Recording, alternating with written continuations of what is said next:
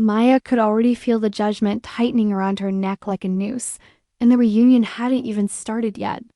She sat stiffly at her desk, staring blankly at the blinking cursor on her laptop screen, pretending to answer emails she couldn't focus on.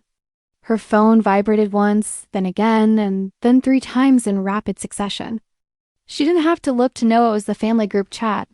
Her mother had probably sent another picture of the lake house with a caption like, "Can't wait to see everyone," followed by 20 heart emojis. Maya's stomach twisted. She knew what awaited her that weekend. Her aunt's sanctimonious smiles, her cousin's new fiancé, her grandmother's subtle but constant questions about marriage and grandchildren, and worst of all, her own mother's strained attempts to hide how disappointed she was that Maya always showed up alone. The last time her uncle had actually said out loud in front of everyone, "Still single?" Huh. At least you're consistent. It had taken everything in her not to scream. That night, she cried in the upstairs bathroom with a faucet running to hide the sound.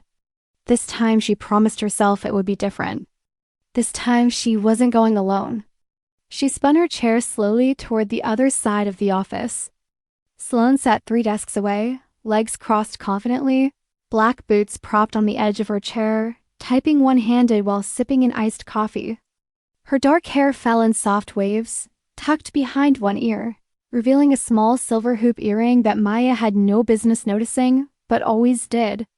Sloane was magnetic, infuriatingly self-assured, the kind of woman who could walk into a room and have everyone orbiting around her like she was the sun. Hey, if you're enjoying this story, go ahead and drop a like to help us grow even more and let me know in the comments. On a scale from 0 to 10, what score would you give this story so far? Your feedback makes all the difference. Maya, in contrast, felt like a lukewarm desk lamp. She had never said more than 3 words to Sloane outside of work-related small talk. They weren't friends. They weren't even particularly friendly. But desperate times called for ridiculous, humiliating, soul-crushing measures. She stood up. "Hey, Sloane." Lem glanced up from her laptop, one brow raised. "Yeah," Maya's voice wobbled. "Can I ask you something insane?" That earned a full smile. "I'm listening." "So, I have this family thing coming up. A reunion. And it's always awful. And I kind of told them I wouldn't be coming alone this time, which was stupid because obviously I am." "Obviously," Sloane echoed with a teasing smirk. Maya's cheeks burned. "Anyway, I was wondering, hoping really if maybe you'd want to come with me as, my girlfriend." Sloane blinked once, then again. "You're asking me to be your fake girlfriend?" Maya nodded. "Just for the weekend, just long enough to get them off my back.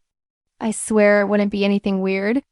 You get free food, a nice house by the lake, and endless opportunities to make fun of me." Sloane tilted her head. "And you picked me? Why?" "Because you're confident and cool, and you won't crumble when my aunt starts in on me about how I'll die alone, surrounded by cats." "You say that like it's a bad way to go." Maya laughed nervously, but genuinely. "So, would you consider it?" There was a long pause. Sloane leaned back, studying her. "You know, I just might. I could use a getaway. And pretending to be your girlfriend sounds fun." Maya's heart stumbled in her chest. "Really?" "Sure, but if I'm doing this, we do it right. We need a backstory.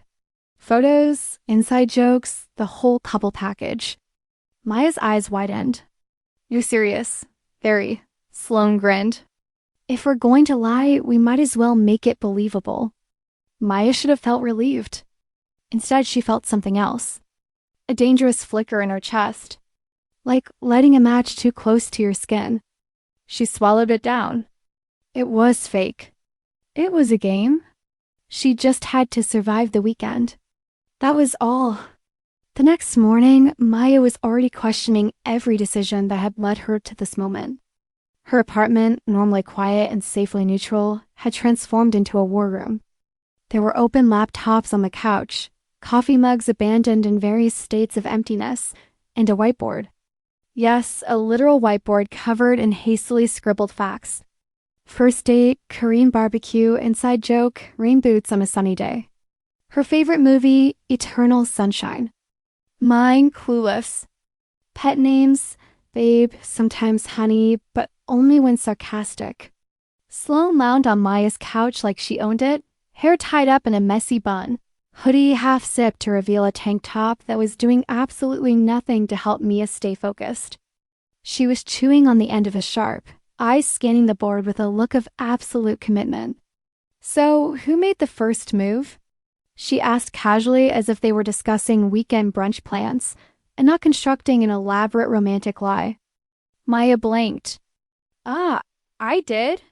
You sure? Sloane turned to her with a smirk. You don't exactly radiate bold lesbian energy. Excuse me, Maya protested, crossing her arms. I can be bold. Prove it, Sloane said, sitting up. Tell me how you asked me out. You were having a bad day. I brought you coffee, wrote my number on the cup. Oh, cliché. I like it. Maya flushed. You rolled your eyes and said, Is this a bribe, or are you just that desperate? Sloane laughed, tipping her head back. Okay, now that sounds like me. You texted me later that night. Mia continued, gaining confidence, and said, If the coffee had been a dirty chai instead of a latte, you might have fallen in love right then. Sloane's laughter softened. You're a better liar than I gave you credit for. Thanks. It's a compliment. Sloane leaned back again, stretching her arms over her head. Okay, let's talk PDA. Maya nearly choked on her water. What? Public displays of affection, Sloane said like it was obvious. We're going to need a baseline. How touchy are we? Hand-holding, arm around the waist. Do we kiss? Maya stared. You want to kiss me? Sloane raised an eyebrow. We're pretending to be a couple. Couples kiss, right? Yeah, of course. Maya's voice cracked embarrassingly. Just wasn't expecting to need choreography. It should look natural, Sloane said, moving closer. Too close. We can't plan everything, but we should at least practice. Practice? Maya's breath hitched. No, unless you want your family to call you out the second we walk in the door. Sloane was inches away. Close enough for Maya to see the faint constellation of freckles across her nose, the way her lips curved when she smirked. Maya's heart was thundering in her ears. Okay, just for realism. Sure, for realism. And then slowly, deliberately, Sloane leaned in and pressed her lips to Ma's. It wasn't soft. It wasn't tentative. It was confident, smooth, unhurried, like Sloane knew exactly what she was doing and had no interest in pretending otherwise. Maya had expected awkwardness, stiffness, a rehearsed platonic thing. But this was not platonic. Her hands found Sloane's waist, unthinking, and Sloane's fingers brushed under her jaw. It was one kiss, maybe 5 seconds. But when they pulled apart, Maya couldn't breathe. Sloane gave her a look. Part challenge, part warning, part something unreadable. See, she said lightly. Totally convincing. Maya managed, still dazed. She turned back to the whiteboard, pretending to study their fake anniversary date. We should, maybe take some photos for Instagram, to sell it. You want a fake soft launch? Sloane teased. Yes, Maya said, grateful for the change in subject. I'm pretty sure my cousin stalks my feed. Sloane pulled out her phone and walked over. Come here, let's look in love. Ma stood beside her stiffly as Sloane lifted the camera. Relax, I'm not gonna bite. That's not what I'm worried about, Mia muttered. Sloane laughed again, and this time it was real. Not her usual cold attachment, but something warmer. You're cute when you're flustered. I'm not flustered, Maya lied. You're adorable, Sloane said, snapping a picture of them cheek to cheek. I might even believe you're in love with me. Might. You'll have to work harder to convince me. Maya looked at her. You're enjoying this a little. Sloane admitted, You make a surprisingly good fake girlfriend. Maybe because I'm trying so hard not to mess it up. Or maybe, Sloane said, voice softer now. You're not pretending as much as you think." The words hung in the air for a second too long. Maya turned away, pretending to busy herself with her phone. "We should pack. We leave tomorrow morning." "Road trip." Sloane grinned. "Can't wait." But that night, long after Sloane had gone home, Maya lay awake in bed, staring at the ceiling, lips still tingling. She had no idea what kind of storm she'd invited into her life. All she knew was that she was in trouble. The gravel crunched beneath the tires as Maya's car pulled up the long driveway, trees bending and over the road like they were trying to shield her from what was coming. But there was no shielding from this. The lake house loomed ahead.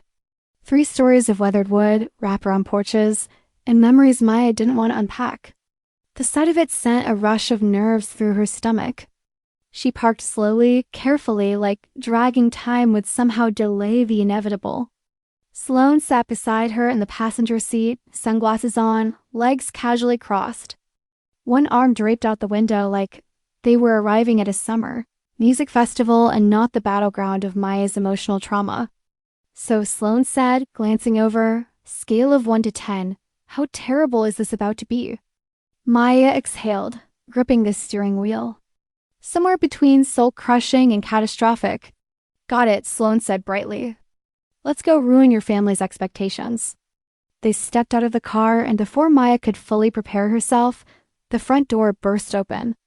Her mother came out first, arms open, eyes already misty. Maya baby behind her trailed aunts, uncles, cousins, waves of relatives with practiced smiles and hungry eyes. Maya forced a grin, fighting the instinct to flinch. "Hi, Mom!" Then she turned to Sloane, suddenly hyper-aware of every move, every breath. "Everyone, this is my girlfriend, Sloane." There was a collective pause, a hum of curiosity and disbelief. Then her mother stepped forward and wrapped Sloane in a hug. "We're so happy to finally meet you," she said, and Maya didn't miss the emphasis on finally. Sloane hugged her back with effortless charm. "Thank you for having me. Ma's told me so much about you all." Another lie spoken so smoothly, it sounded like gospel. One by one, the family members approached, introducing themselves with varying degrees of politeness. Her cousin Hannah gave Sloane an appraising look. "So you're the mystery girlfriend?" she said with a smirk. "I thought Maya was making you up." "Oh, I'm very real," Sloane replied, slipping her arm around Maya's waist with a smile so convincing it made Mia's knees wobble. And very taken. Maya could feel every cell in her body react. It was too much, too perfect, and yet so far from fake. Inside, the house smelled like cinnamon, lemon, and anxiety. Old family photos lined the walls, and the sound of laughter echoed from the kitchen. Sloane took it all in with a calm detachment Maya both envied and depended on. "We'll be sharing a room," Maya said quickly to her mother, who nodded, her face unreadable.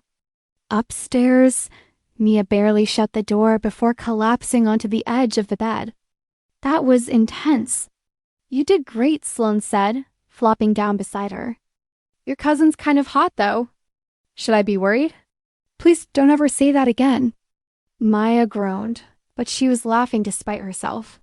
"You handled them like a pro." "I'm a woman of many talents," Sloane said, then tilted her head. "How are you feeling?" "Like I need a drink." "Let's go be the charming couple downstairs," Sloane said, standing and holding out her hand. "Then you can sneak me away later for wild fake sex to keep up appearances." "Sloane," Maya hissed, face flaming. Sloane only winked. Downstairs, dinner was already being laid out. Maya took a deep breath and slid into her seat. Sloane beside her, hands brushing under the table. Her mother watched them closely, and Mia knew she was evaluating everything.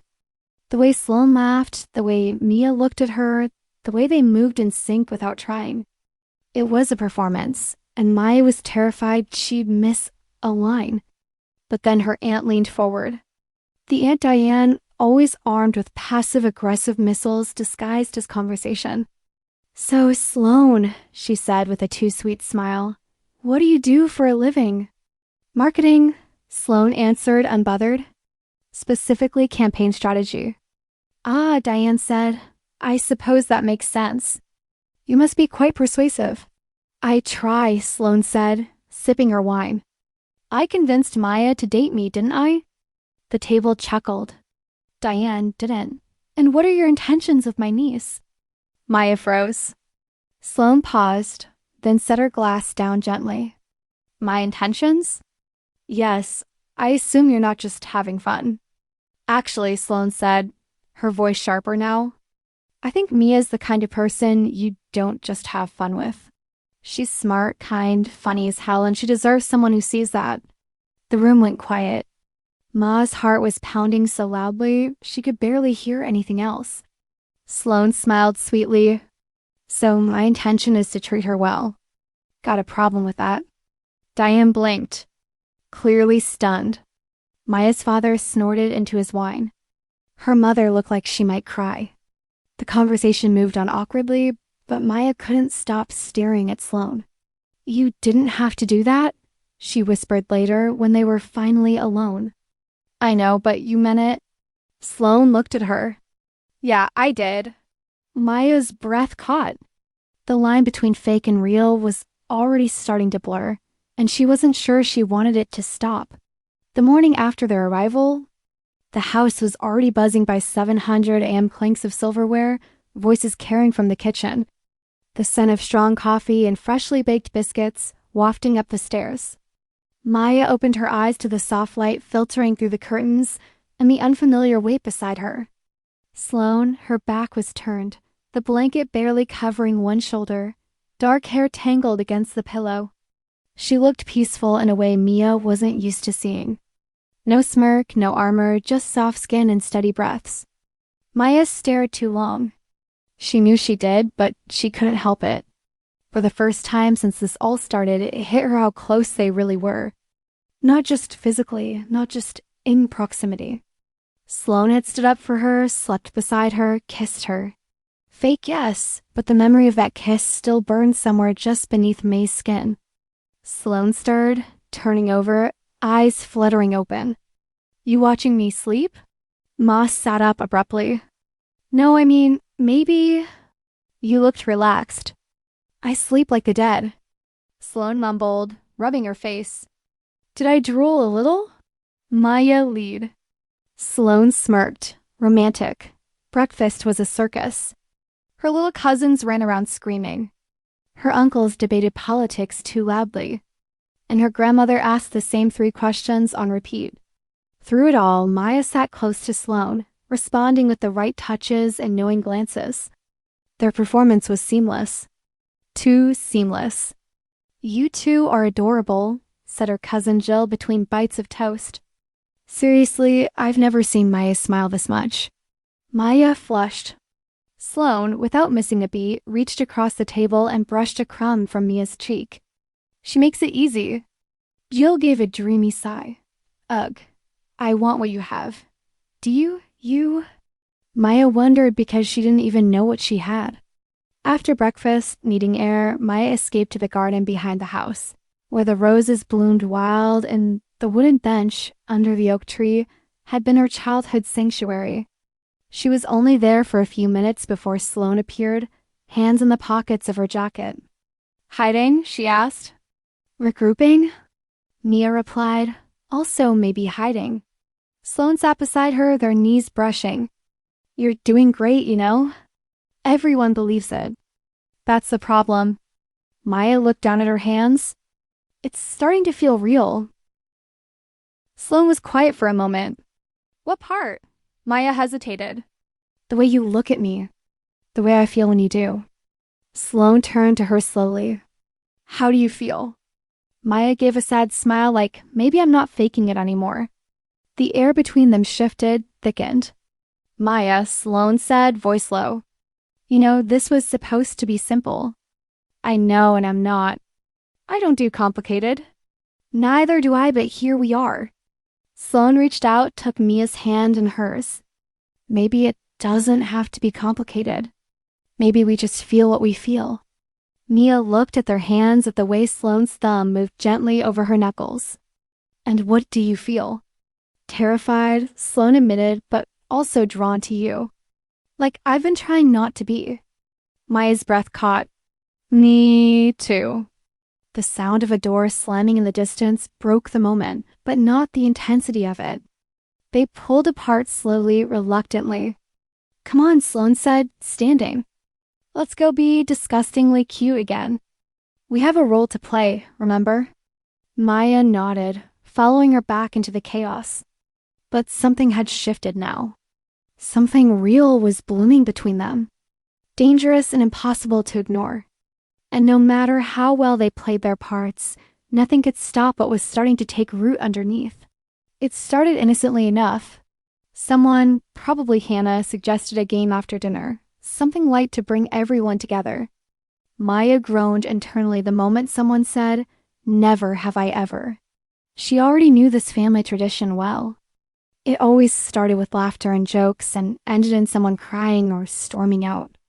Tonight, she wasn't sure who would snap first, herself or Sloane.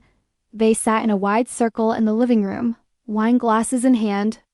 Mia sat on the edge of the couch, Sloane pressed close beside her, their thighs touching, her hand resting casually on Mia's knee. A little too casual. Maya was already hyper-aware of the warmth bleeding through denim, of how her skin sparked under every accidental brush. Okay, said Hannah, grinning devilishly. Never have I ever lied about a relationship. The air in the room shifted. Maya froze for a beat too long. Sloane was the first to raise her glass and take a sip. Call, she said breezily. Told my mom I was dating my roommate so she'd stop asking questions. Everyone laughed. The tension diffused. Maya forced a chuckle and followed suit with her sip, but her heart was pounding. This was dangerous. Too close. Never have I ever, said Jill next, had a crush on someone completely off limits. Sloane raised her glass again. Slow, deliberate. She didn't say a word, just sipped. Her eyes locked on Mia's. Mia felt like the entire room disappeared. Her pulse raced. She didn't drink, but her throat felt dry. Your turn, Maya, someone prompted. She blinked. Right. Never have I ever kissed someone just to see what it would feel like. A few people drank, including Sloane. Maya did too. They didn't look at each other that time, but the air between them throbbed like a second heartbeat. The game went on, but Maya could barely focus. Every time Sloane shifted closer, every glance, every smirk, it was like she was unraveling Maya one nerve at a time. At some point, Sloane leaned in and whispered, "We're doing too good a job." Ma swallowed. What do you mean? Your aunt is watching us like we're about to make out on the coffee table. Are we? Sloane laughed under her breath. Only if you want to give them a heart attack. Not tonight, Maya whispered. But her voice lacked conviction. She didn't trust herself anymore. When the game finally ended and people began trickling off to bed or to the back deck for nightcaps, Ma stayed behind to help clean up. Sloane offered, but Mia waved her off. She needed a moment to breathe or maybe to stop breathing entirely. She was just stacking glasses when a pair of arms slid around her waist from behind. She didn't have to turn. They're gone, Sloane said softly. Just us now. Maya leaned back instinctively and her body betrayed her, relaxing into the embrace, craving it. We shouldn't. I know. Sloane's hands didn't move. Her breath was warm against Maya's neck. But I can't keep pretending this doesn't feel real. It's not supposed to be, Mia whispered. It's supposed to be safe. Does this feel safe to you? Sloane murmured. Maya turned slowly and their faces were inches apart. She could smell the faint scent of Sloane's shampoo, feel the way her chest rose and fell with each shallow breath. Her hand slid up to Mia's waist, and for a moment the whole world held its breath. Tell me to stop, Sloane said. Maya didn't. She kissed her. And this time, it wasn't rehearsed. It wasn't calculated. It was soft at first, hesitant, like they were testing something fragile. But it deepened quickly. The kind of kiss that drowns thoughts and burns restraint. Maya clutched at Sloane's jacket, and Sloane pulled her closer like she couldn't stand the inches between them. It was messy, desperate, real. When they finally broke apart, Maya's lips were swollen, her heartbeat chaotic. "This is a bad idea," she said, breathless. "The worst," Sloane agreed, but she didn't let go. Neither of them moved. Outside, someone laughed on the deck. The illusion of distance returned, reminding them that walls had ears and nothing stayed secret for long in this house. "We should go upstairs," Maya said quietly. "Yeah." Sloane brushed her fingers down Mia's arm before I do something even dumber. They climbed the stairs in silence, not touching, not speaking, but the air between them crackled the whole way. And when they lay side by side in the dark, fully clothed, not touching, not kissing, not speaking, Maya had never felt more consumed in her life. Sleep didn't come easy because something inside her had shifted, something irreversible, and tomorrow there would be no way to pretend that line hadn't been crossed. Maya woke before the sun. The light hadn't yet crept through the blinds, but she could feel the weight of the morning pressing down on her chest like gravity had doubled overnight. Sloane was still asleep, facing the wall, her body curled slightly, as far from Maya as physically possible in the bed they shared. It wasn't just space. It was a wall. A silence that screamed. Maya laid there unmoving, staring at the ceiling. Every inch of her body replaying the kiss from the night before over and over again. The feel of Sloane's lips, the way her fingers gripped her jacket like she didn't want to let go. The way her breath had caught when they pulled apart. But that was last night. And this was morning and Sloane hadn't said a word. Not when they climbed into bed. Not when Maya hesitated, waiting for something. Anything that acknowledged what happened. And now she wasn't sure if it had happened at all or if she dreamed it. When the first sounds of footsteps echoed through the hallway, Sloane stirred. Maya turned her head hopeful, but Sloane only sat up wordlessly and crossed the room to her suitcase. She changed quickly, pulling on jeans and a black sweater, tying her hair up in that effortless way that made Mia want to scream. "Morning," Maya said quietly. Sloane didn't look at her. Morning. One word. Cold. Distant. Maya felt the rejection in her bones. "Are you okay?" She tried. Sloane finally glanced at her. "Yeah, I'm fine." She wasn't, and Maya knew it. But before she could push, someone knocked on the door. "Breakfast ready," called her cousin through the wood. Sloane opened the door and walked out without looking back. Maya sat there alone, her mouth dry, heart pounding for all the wrong reasons. Now downstairs, the kitchen was already full of noise. Her mother handed out plates, cousins fought over bacon, and her uncle told the same story he told every damn year. Maya slid into her chair slowly, her eyes tracking Sloane, who sat at the opposite end of the table this time. Not next to her, not touching, not even pretending. Something had changed. Something had broken. "Rough night?" Her Aunt Diane asked, giving her a too knowing smile. "You look tired." "I'm fine," Mia said flatly. Her mother frowned from across the table. "Is everything okay with you and Sloane?" "Yes," Mia lead. "We just didn't sleep well." "Happens in relationships," Jill said. "Highs and lows. That's how you know it's real." Mamos laughed. If only they knew. The conversation moved on, but Maya couldn't focus. Every second that passed without Sloane's eyes meeting hers felt like another crack in the dam. They were supposed to be convincing. They were supposed to be in sync. But right now, they were two strangers in borrowed roles. After breakfast, everyone migrated to the backyard for a casual family lunch that was anything but.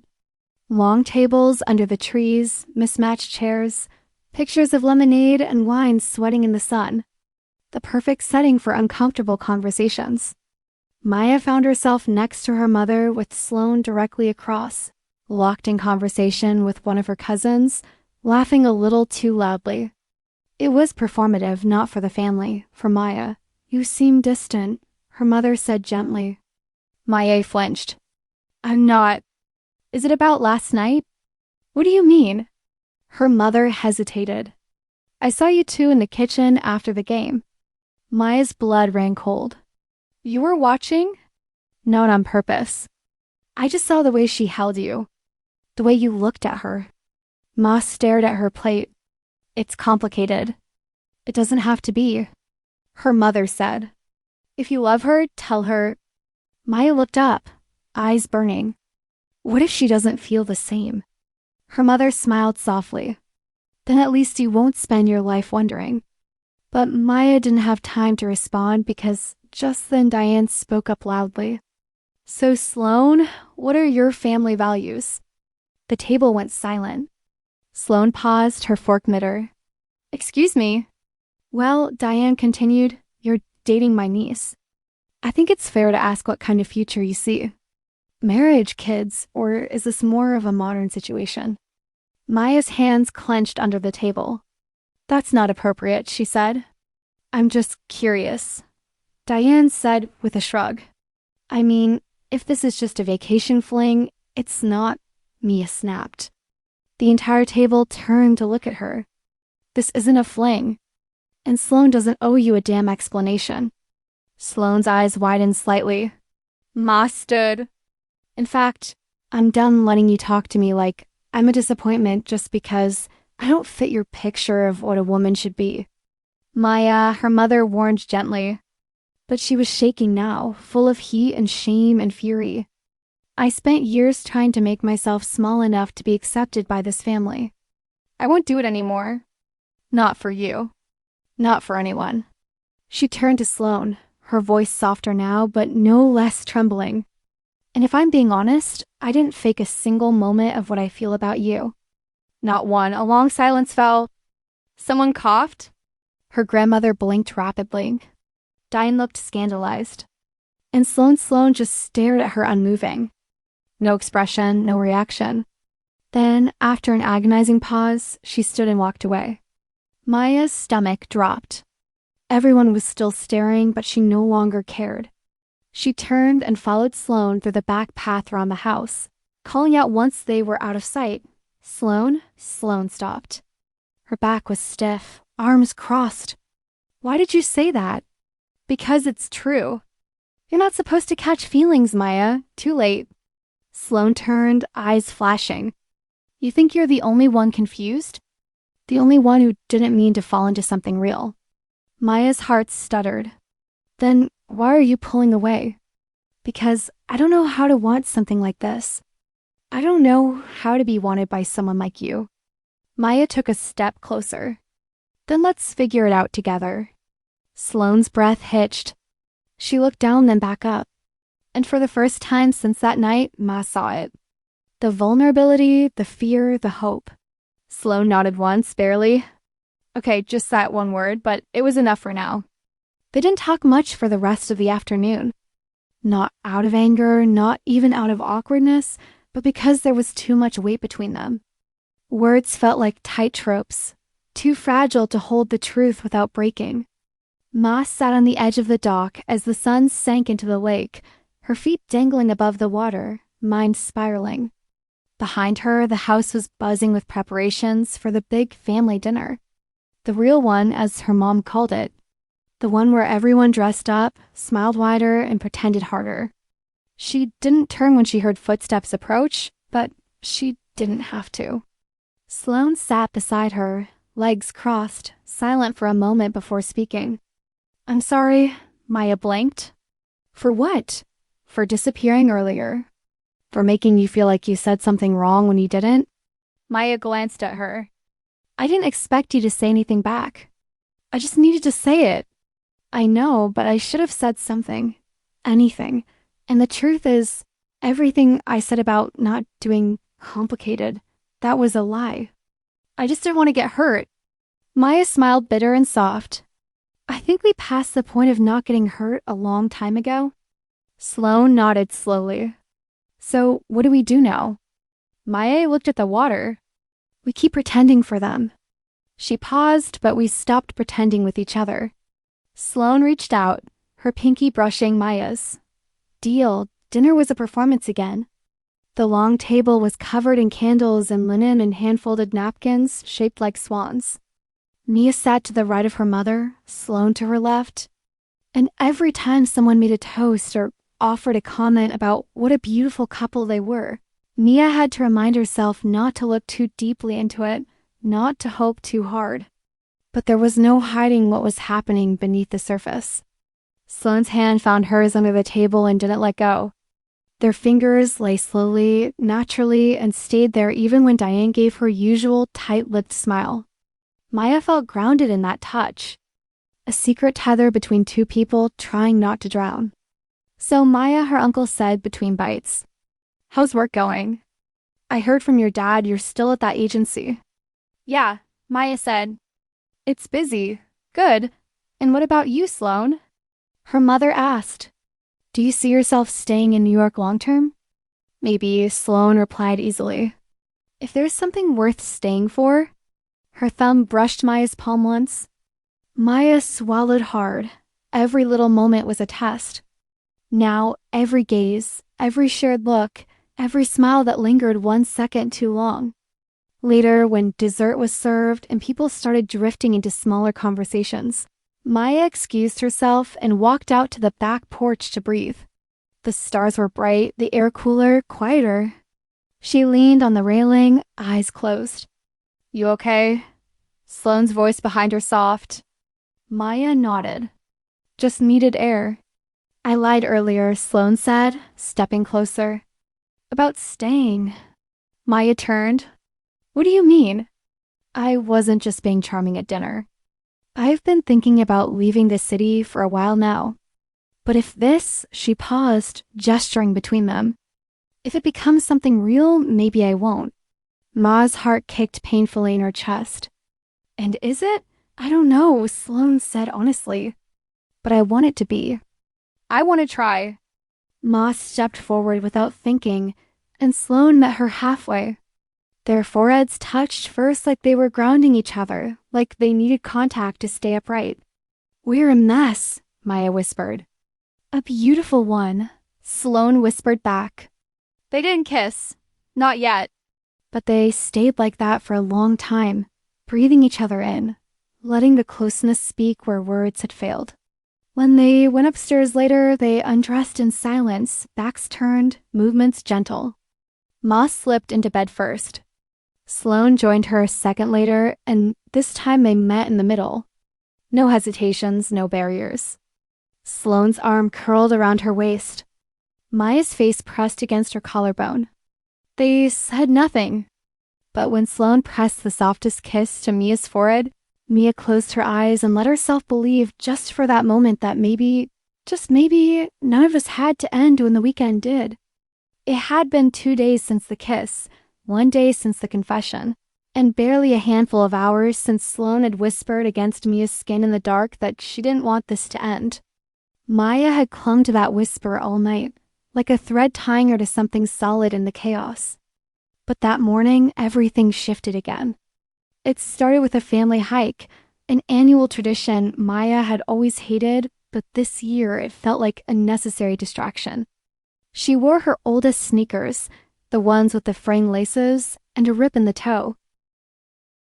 While Sloane showed up in sleek black boots, sunglasses, and a casual smirk that made Maya's stomach twist. They hadn't kissed again, hadn't talked about what they were anymore. But Sloane still held her hand on the trail, still laughed at her terrible jokes, still glanced to her when she thought Maya wasn't looking. And Maya was starting to believe foolishly, maybe that they were going to be okay until they weren't. Halfway through the hike, they stopped for water and snacks. That's when Maya heard it. Maya. The voice came from behind her, soft, a little uncertain, and immediately familiar. Maya turned. Her blood ran cold. Aaron. Aaron. Short brown hair, freckles, green eyes that used to undo Maya with a single glance. Aaron, her college girlfriend, the one that got away, or more accurately, the one that walked away when Maya wasn't ready to follow. What are you doing here?" Maya asked, stunned. Aaron laughed awkwardly. "I'm dating your cousin, Daniel. Small world, huh?" Maya blinked. Of course, right. That's unexpected. I didn't know you'd be here, Aaron said quickly. I mean, Daniel mentioned a family trip, but it's fine. Maya interrupted. Totally fine. But it wasn't, and Sloane noticed. From across the clearing, she watched the interaction with unreadable eyes, arms folded tightly across her chest. Maya glanced at her, hoping for rescue. Sloane didn't move. Aaron gave a small smile. So, how have you been? Good, Maya said. Actually, great. This is Sloane. Sloane walked over then, cool and graceful, a quiet storm behind mirrored lenses. Hi, she said, offering her hand. I'm the girlfriend. Aaron shook it politely. Nice to meet you. Likewise, Sloane said, voice smooth. Too smooth. Ma's mentioned you. Ma stared. I haven't. Sloane smiled wider. I can tell a lot without words. The air between the three of them turned ice cold. Aaron looked like she wanted to say something else, but Daniel called for her, and she waved awkwardly before walking away. Sloane waited until she was gone before speaking. So that was Aaron. Yep, Maya said, rubbing her arms. From college. The one you said broke your heart. Maya flinched. I never said that. You didn't have to. Maya turned. Are you jealous? Sloane scoffed. Of course not. But her tone betrayed her. It's just interesting watching you light up like that. I didn't light up. I panicked. Sure, Sloane. Forget it. She snapped, already walking ahead. Maya stood there for a beat too long, heart racing with frustration. And something else, something deeper. Later that evening, back at the house, the air was tense. No one else noticed, not with music playing, drinks flowing, everyone laughing by the fire pit. But Maya felt it. Sloane barely looked at her, barely spoke, and it was driving her insane. When she finally cornered her in the hallway by the stairs, Maya didn't bother pretending. Are you mad at me? No. Then why are you acting like this? Sloane's eyes met hers, sharp and shining. Because seeing you with her made me feel like I don't belong here. Like this is still a game and I'm losing. Maya stepped closer. This isn't a game anymore. Then what is it? It's real. Sloane looked away. It wasn't supposed to be. I know, but it is. Then say it. Maya didn't hesitate. I want you. Not her, you. Sloane's breath caught. For a second, everything went still. Then she grabbed Maya by the wrist and pulled her upstairs fast, urgent, like she couldn't hold it in anymore. The door to their shared room clicked shut behind them. The silence inside was deafening. Say it again, Sloane whispered. I want you, Maya said louder now. I want you, and I don't care who sees it. Maya, I kissed you because I wanted to. I sleep beside you because I need to. And when you hold my hand, it feels like the only real thing in this whole weekend. Sloane stepped forward. I'm scared. Me, too. But I want you anyway. The words cracked something wide open. The kiss that followed wasn't careful. It was fire. Weeks of longing, of pretending, of denying. All of it released in a rush. Sloane pushed her gently against the door, her hands on Mia's hips, lips moving like she was starving. Mia responded in kind, desperate and sure. Clothes were half removed, breath stolen, necks kissed with reverence and need. They didn't go all the way, not yet. But the intimacy was unlike anything Maya had ever known. Not just heat, not just tension, connection, raw and real and terrifying. When they finally collapsed onto the bed, breathless and tangled, Maya looked at her. You still scared? Sloane nodded. Yeah, me too. Sloane exhaled. But I don't want to stop.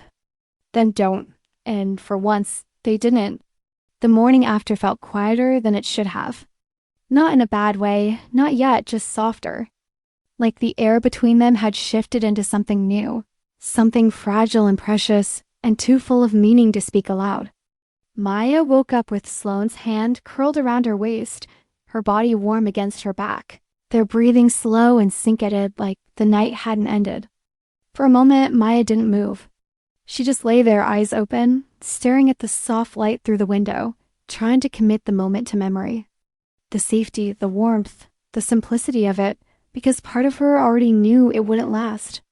"Hey," Sloane murmured sleepily against her shoulder. "Hey," Maya whispered back. Neither of them moved. Not for a long time. Eventually, the world forced itself back in.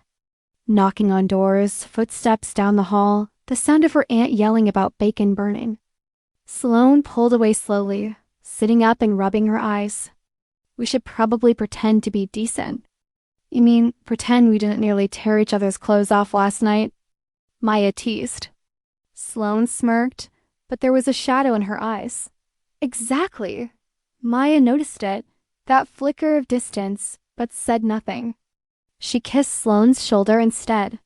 "Come on, let's be disgustingly cute and make everyone uncomfortable." Downstairs, things were almost normal.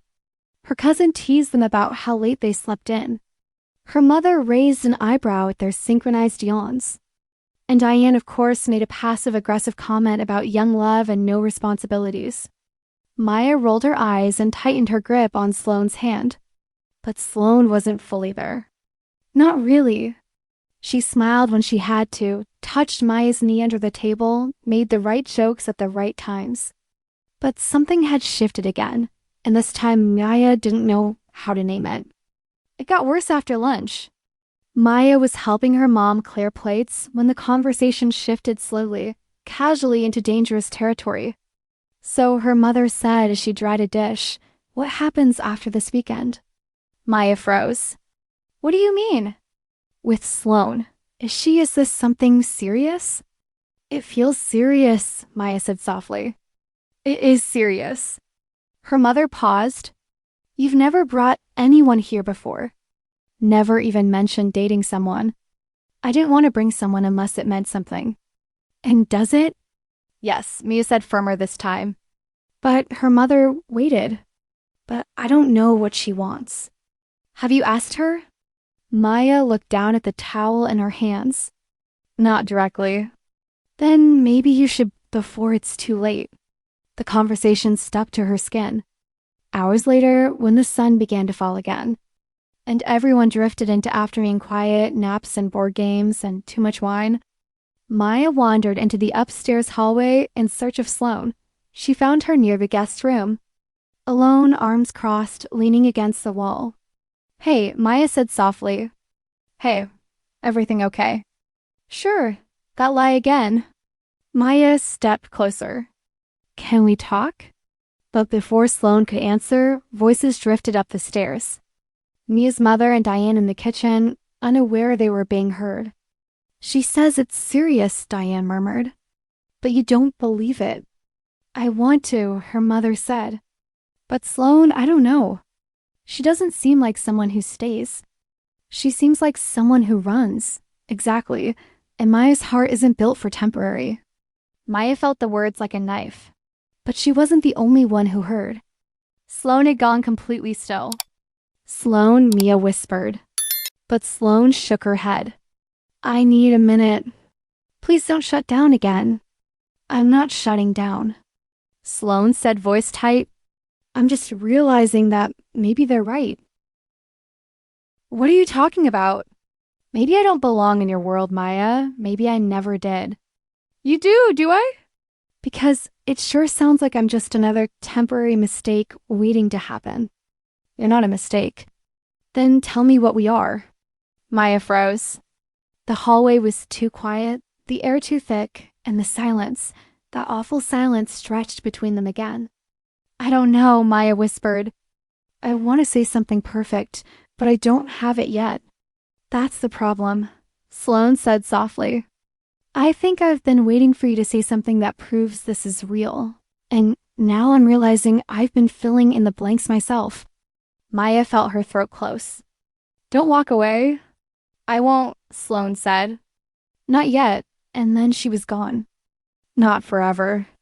Just enough to remind Maya that this was no longer a performance. This was love. And love, real love, came with risk. She found her at the lake. Of course she did. It had always been the quietest part of the house, the one place Maya had escaped to since she was a teenager. And somehow Sloane had sensed it too.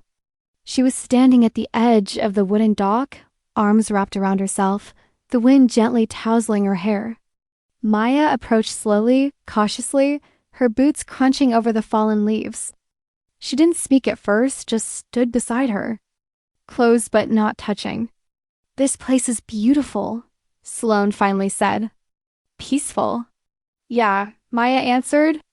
"It used to be the only place I could breathe." Sloane nodded, eyes still fixed on the water. "Now it feels like the only place I can think." A long silence stretched between them, thick with everything that hadn't been said. "I heard what they said," Sloane murmured. "Your mom, Diane, about me." Maya swallowed hard. "They don't know you, but they saw something you haven't said out loud." "Like what? That I'm temporary? That you think I'll leave eventually? That this, whatever this is, isn't built to last?" Maya turned to face her fully. "Is that what you think?" Sloane didn't answer right away. Her eyes shimmered, but not with tears, with restraint, with exhaustion. "I think I've always been someone who runs first before I can be hurt. Before I get too close, before someone sees the parts of me that aren't shiny or strong." "I've seen those parts," Maya said gently. "And I'm still here, are you?" The question hit hard. Maya felt it in her chest. "Yes, I'm here. I've been here since the minute you kissed me and made me forget how to breathe. I've been here since you defended me at that damn table. I've been here every time I reached for your hand. And you didn't pull away." Sloane looked at her now. Finally. Really looked. And Maya stepped closer. "I'm scared too." "Terrified, actually. I've spent so much of my life pretending to be okay, pretending not to need anyone, pretending that I'm fine on my own. But you," she took a breath. "You ruined that. And I don't want to go back to before you."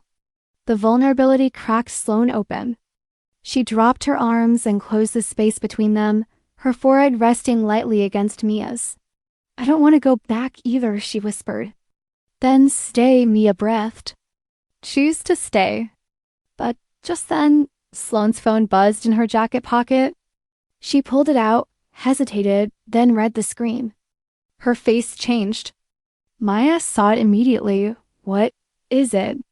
"It's work," Sloane said. "I wasn't supposed to get service out here, but they need me back in the city." "When?" "Tonight." Maya stepped back, heart racing. "And are you going?" Sloane looked torn in half. "I don't know. You told me this wasn't just fake anymore, that it was real, so prove it." Sloane's voice broke slightly. "You're asking me to walk away from a career I've built for years." "No," Maya said. "I'm asking you to choose something with me. To choose us." Sloane turned away, walked a few steps, then back again. "I want to, God.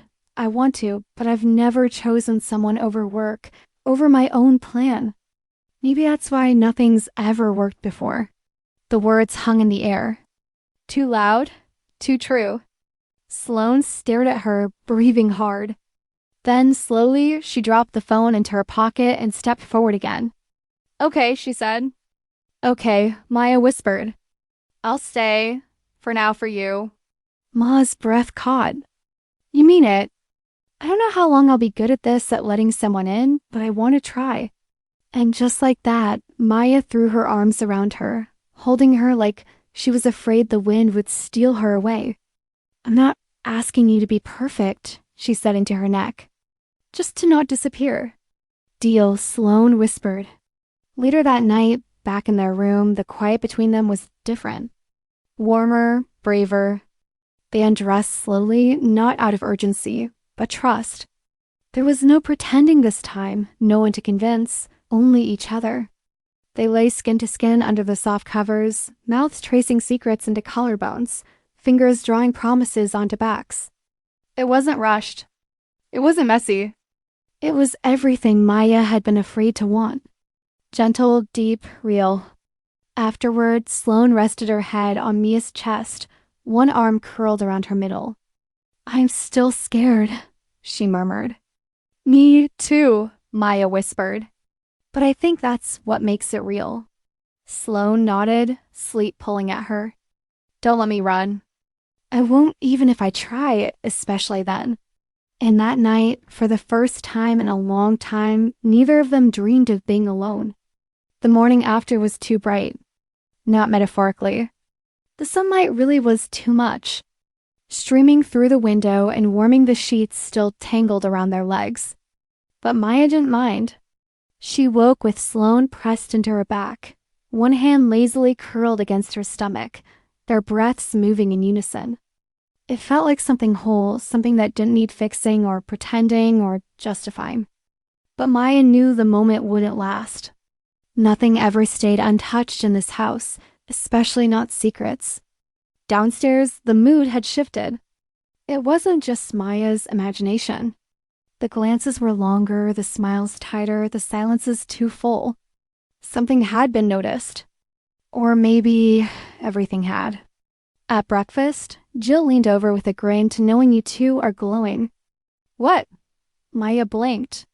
"You're acting different, more in sync." "We've always been in sync." Jill raised an eyebrow. "Sure, but now it looks less like an act." Maya nearly choked on her coffee. Sloane, to her credit, didn't flinch. She just took another bite of toast and said, "Maybe it's not an act anymore." That shut Jill up for a moment. But Diane, of course, was less subtle. So she said loud enough for everyone to hear, "If this isn't pretend, when do we get the full story? I'd love to hear how this all started." "Really started." Maya froze. Her mother looked up slowly from her plate. "Diane," she said carefully, "maybe now isn't."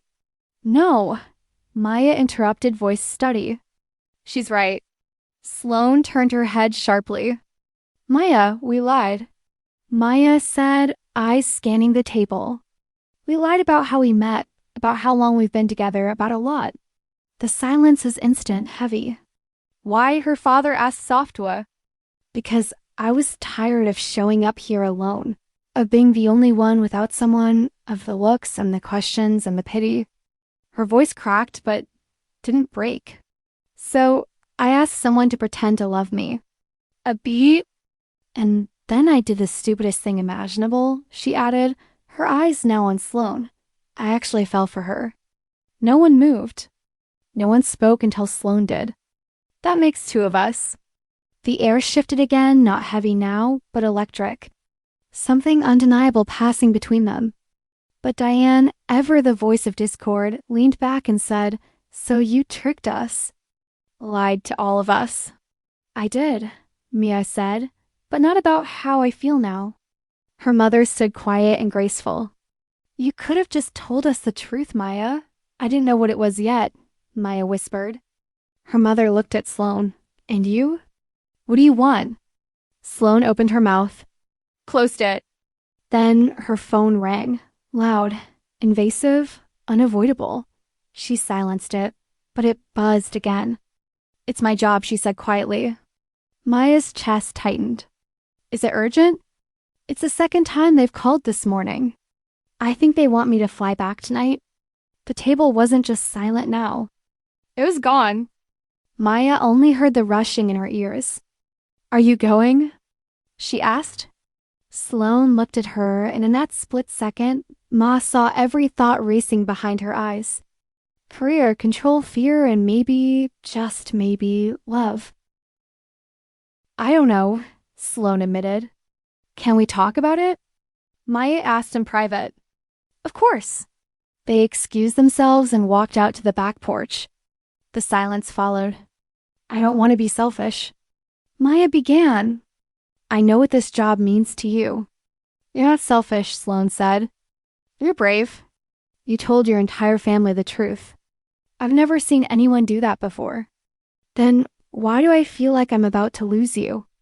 Sloane stepped closer. "Because I'm scared. Because I've never stayed this long anywhere. Because no one's ever asked me to stay and meant it." "I do," Maya said, voice low. I mean it, and I want to choose you. Sloane whispered. But I need to know you'll choose me back. Not just here. Not just at the lake house, in the city, in the mess. In the real world. Maya reached out, her fingers tangling with Sloane's. I will say it. I want you. Maya breathed. All of you. Not just this version. The real one. The scared one. The messy one. The one who's still figuring it out. Sloane leaned her forehead against hers.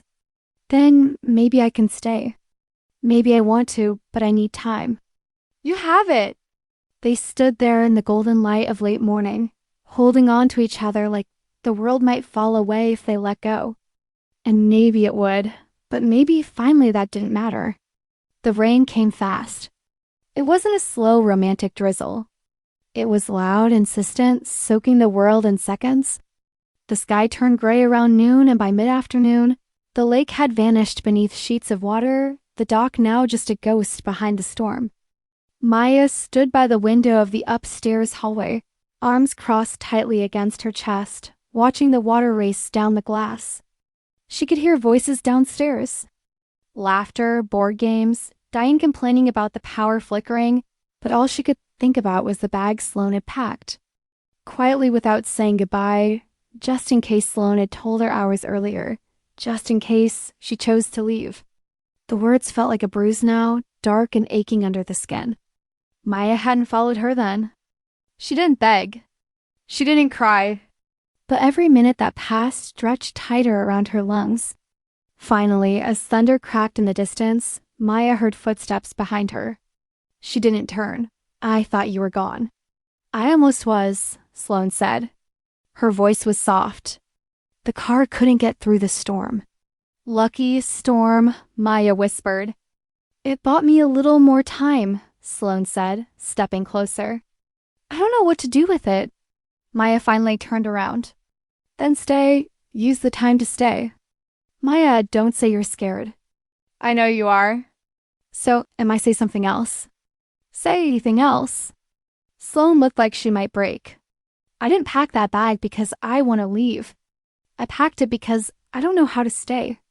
You're already doing it. Maya said you're here, but for how long? Does it matter? Maya stepped forward. Every day we wake up and choose each other. That's how it works. Not forever, all at once. Just today, the lights flickered. The thunder boomed, and neither of them moved.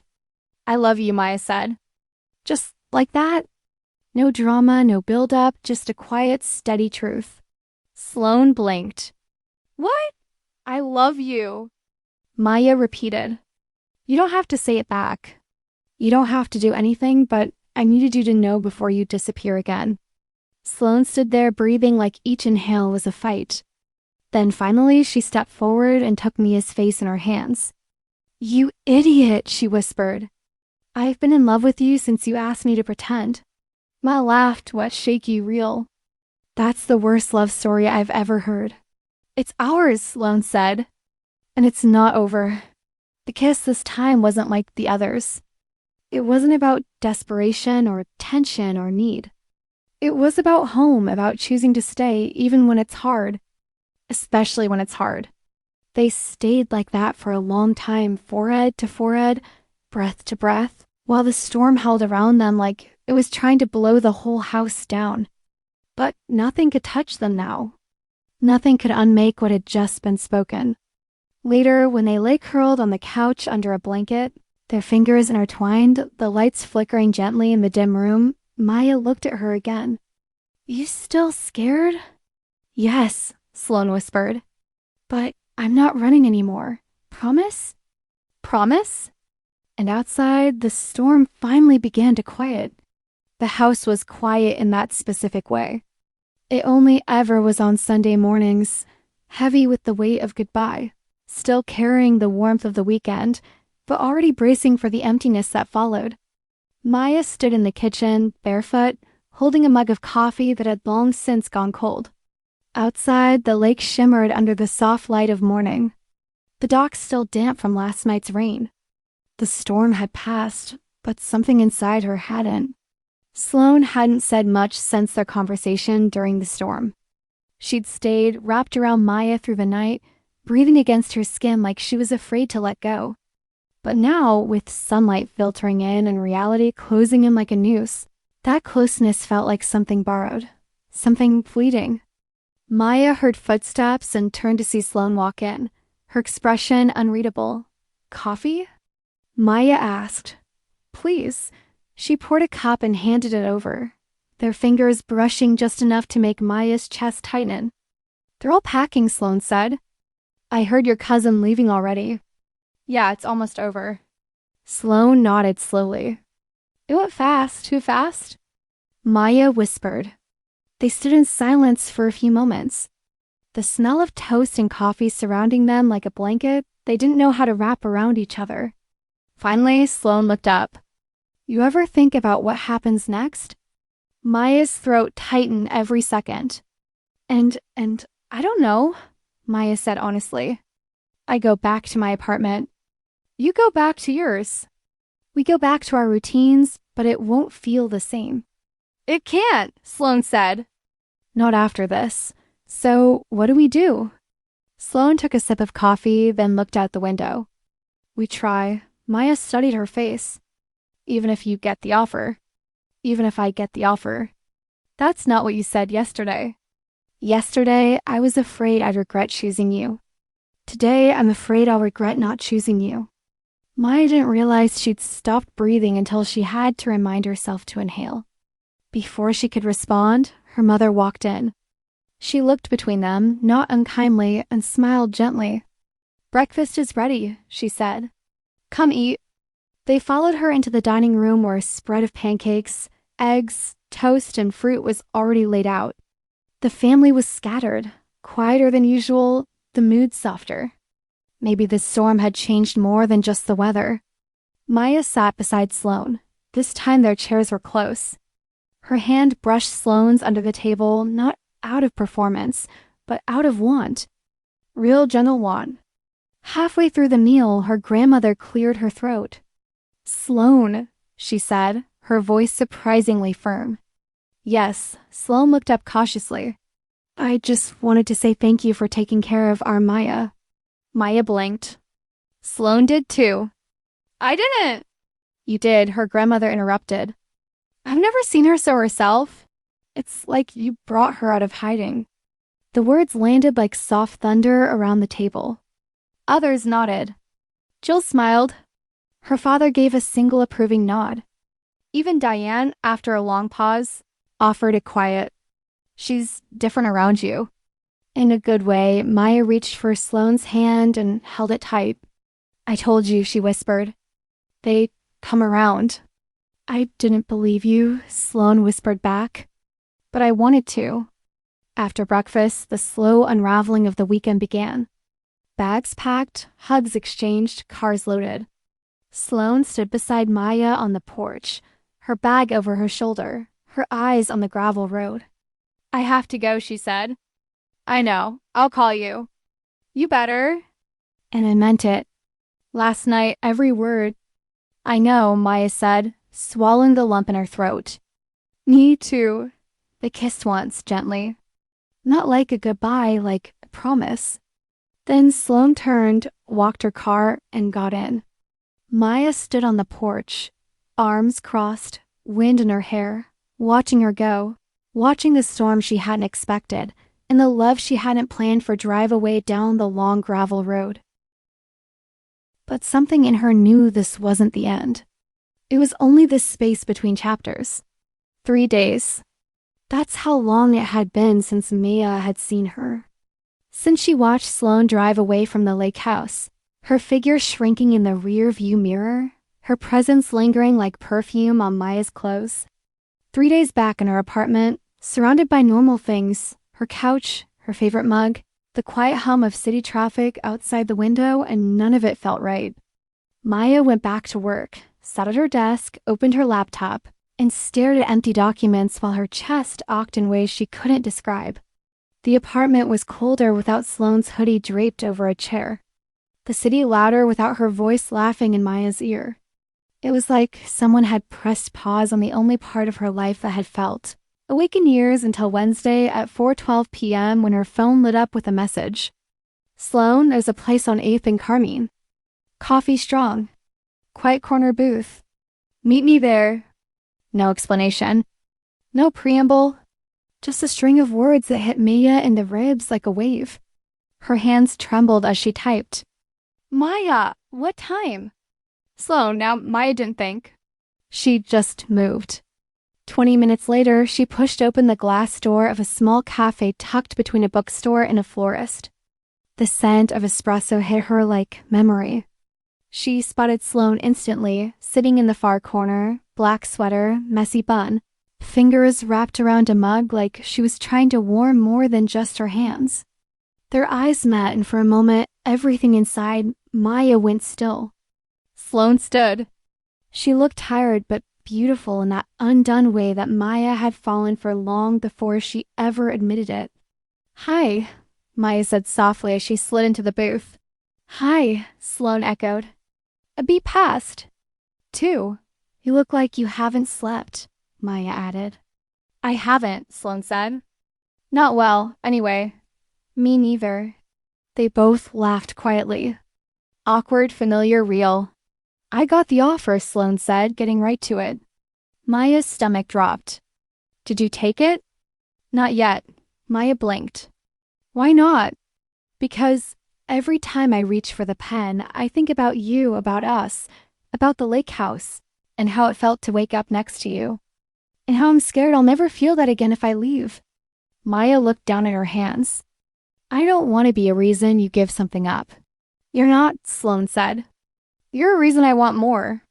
The words hit harder than Maya expected. I've never wanted to plan around someone, Sloan continued. But I want to build a life that includes you. If you let me... Mia's eyes stung. I don't know how to do that either. Good, Sloan said. Then we'll figure it out together. Silence again, but not empty this time. Then come over tonight, Sloan said. No plans, no pressure. Just let's not be strangers again. Maya exhaled, a slow release of the breath she didn't know she'd been holding since Sunday. Okay. I want to see where this goes. Even if it's messy, especially if it's messy. Sloan smiled. And it wasn't the smirk or the practice confidence Maya had first noticed at the office. It was something softer, vulnerable, real. I missed you, Maya admitted. I miss pretending to hate how much I missed you, Sloan said. But I did every minute. They sat in the booth until the coffee went cold talking, touching hands across the table, letting the city exist around them without urgency. And when they walked out together into the soft blue light of early evening, Mia knew this wasn't an epilogue. This was a beginning. Maya stood in the doorway of her apartment, barefoot, holding a half-empty mug of tea, watching the light shift across the floor as the afternoon turned to gold. The city hummed outside, alive and indifferent. But inside her chest, there was only one question, looping like a quiet song. Will she come? It had been 2 days since the cafe. 2 days since Sloan had held her hand across the table and said, we'll figure it out. 2 days of waiting, not for a text, not for a call, for something bigger, for a choice. And then the knock came. 3 soft raps, like hesitation, like hope. Maya opened the door, already knowing. Sloan stood there with a duffel bag on one shoulder and a cardboard box in her hands. She looked nervous, determined. You came, Maya said. Told you I would. Is that? Maya gestured to the box. My coffee mugs and the sweater you love. You brought mugs.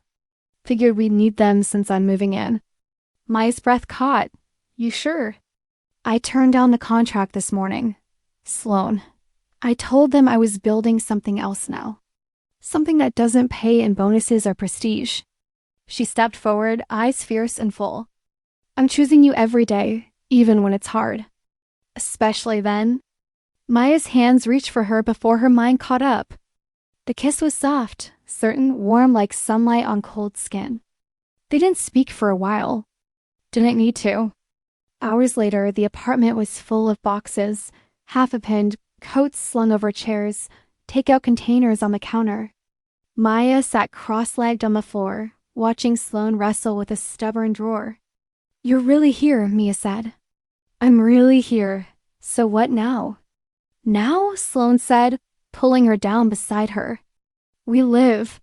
A week later, Maya brought Sloane back to the lake house. Not for a fake weekend. Not for damage control, just because she wanted to. It was her mother's birthday, and the whole family was there again. The noise, the chaos, the familiar hum of a family that still didn't always get it right, but was trying. This time, Sloane wasn't introduced as her girlfriend with rehearsed stories and memorized jokes. She was just Sloane, the woman Maya loved. And when Dia made a comment about cohabitation and rushing into things, Mia didn't flinch. "We're happy," she said. "That's enough." And shockingly, Diane didn't argue. That night, after cake and candles and laughter, Maya and Sloane stood out on the porch again, shoulder to shoulder, wine glasses in hand. "Do you think we'll ever tell people how this started?" Maya asked. "Never," Sloane said. "We'll take that secret to the grave." Maya laughed, leaning her head on her shoulder. "You know," Sloane said, "there's something kind of beautiful about it, the fake dating part. The fact that we had to pretend to find something real." Maya turned to her, eyes soft. "I think I knew the first time you kissed me. Same. Even if I was panicking, even if I was pretending not to care." Sloane slipped her fingers through Maya's. "No more pretending. Never again." They kissed under the soft porch light with the sounds of family echoing inside, with the stars blinking above them like witnesses. No lies, no fear, just two women who had faked a love story and ended up writing one no one could ever script. This was home now. Not the lake house, not the city, not a place, a person, her. The smell of basil hit first, then garlic, then that familiar warmth of late summer air drifting through the open kitchen window, carrying with it the quiet hum of the city outside. Maya stood barefoot on the cool tiles, stirring a pot of tomato sauce with one hand, the other absently tucking a strand of hair behind her ear. The apartment had changed since that first night Sloane moved in. It looked like them now. There were mismatched coffee mugs in the cabinets. Sloane's records stacked next to Maya's books, throw blankets that clashed in color, but not in comfort, and photos, too many probably pinned to the fridge, lining the hallway. Most of them were small moments.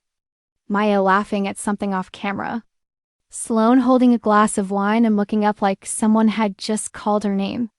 Their hands tangled over a breakfast table. Messy hair, sleepy eyes, real things, normal things. "Smells amazing in here." Sloane's voice came from the doorway, low and warm like it always got at the end of a long day. Maya didn't look up. "Don't flatter me yet. I haven't burned it yet." Sloane walked over, pressed a kiss to her cheek, and leaned against the counter beside her. She was still in her work clothes, dark slacks, a button-down rolled up at the sleeves, hair in a loose bun that was already starting to fall. She looked exhausted and beautiful. "Long day?" Maya asked. Meetings, emails, a crisis over font choices. Tragic, truly. Sloane reached for the spoon. "Can I?" "Absolutely not," Maya said, pulling it away,